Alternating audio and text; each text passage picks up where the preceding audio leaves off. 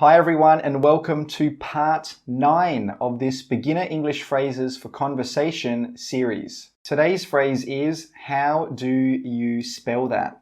This phrase can be used to ask someone how to write a certain word. This question is asking about the letters that you need to write the word. It's not asking about the meaning or the pronunciation. Let's pretend you hear the word connected and you don't know how to spell the word. You can say, how do you spell that?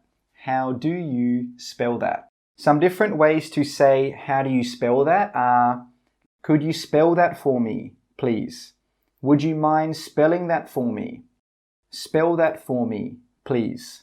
So if someone asks you, how do you spell that? How do you answer this question correctly? You can say it's spelled and then you give the spelling, or you can just say the letters that you need to spell that word. For example, if someone says to you, how do you spell connected? You can just say CONNECTED.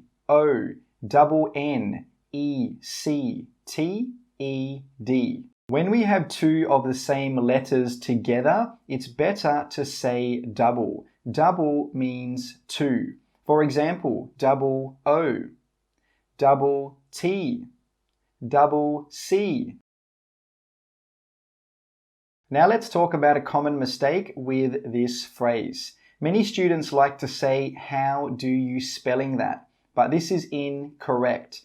After how do you, we normally need a verb 1. For example, how do you eat that? How do you make that? How do you write that? So to correct this, you need to say, how do you spell that? Not spelling.